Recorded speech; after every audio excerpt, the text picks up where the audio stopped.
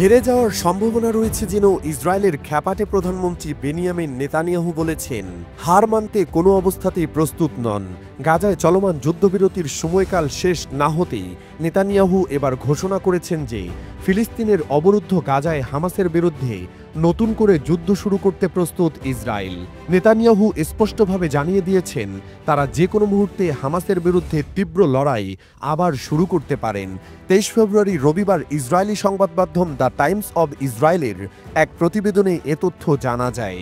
Netanyahu বলেছেন, যুদ্ধের লক্ষ্যগুলো কেবল আলোচনার মাধ্যমে নয়, প্রয়োজনে সামরিক শক্তি ব্যবহার করেও পূরণ করা হবে।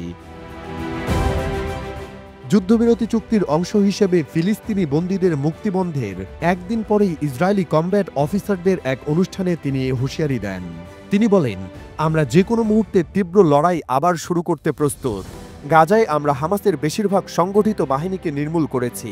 এতে কোনো সন্দেহ নেই যে আমরা সম্পূর্ণভাবে যুদ্ধের উদ্দেশ্য পূরণ করব। এদিকে গাজায় চলমান যুদ্ধবিরতির আওতায় 22 ফেব্রুয়ারি শনিবার হামাস 6 জন ইসরায়েলি জিম্মিকে মুক্তি দেয়। চুক্তি অনুযায়ী এর বিনিময়ে 6 শতাধিক ফিলিস্তিনি বন্দীকে মুক্তি দেওয়ার কথা ছিল, তবে শেষ মুহূর্তে তা স্থগিত করে ইসরায়েল। নেতানিয়াহুর দাবি, হামাস অপমানজনক অনুষ্ঠান আয়োজনের মাধ্যমে মুক্তি পাওয়া জিম্মিদের অসম্মান করেছে। তিনি বলেন, অপপ্রচারের জন্য জিম্মিদের ব্যবহার করেছে হামাস, যা ইসরায়েলের জন্য নিন্দনীয়। তাই আমরা সিদ্ধান্ত নিয়েছি এই ধরনের অপমানজনক অনুষ্ঠান বন্ধ না হওয়া পর্যন্ত ফিলিস্তিনি বন্দীদের মুক্তি দেওয়া হবে না। গাজায় যুদ্ধবিরতির পর হামাস এখন পর্যন্ত 25 জন ইসরায়েলি জিম্মিকে মুক্তি দিয়েছে। তবে প্রতিবারই মুক্তির সময় সংগঠনটি বিশেষ অনুষ্ঠান আয়োজন করেছে, যা ইসরায়েল ও তার পশ্চিমা মিত্রদের প্রচারণাকে চ্যালেঞ্জ করেছে। এর আগে বৃহস্পতিবার 4 ইসরায়েলি জিম্মির মরদেহ ফেরত দেয় হামাস। তবে তখন শিরি বিবাসের মরদেহের পরিবর্তে ভুল করে আরেকজনের দেহ হস্তান্তর করা হয়েছিল, যা নিয়ে তীব্র প্রতিক্রিয়া জানায় ইসরায়েল। পরদিন হামাস শিরি বিবাসের মরদেহ হস্তান্তর করে।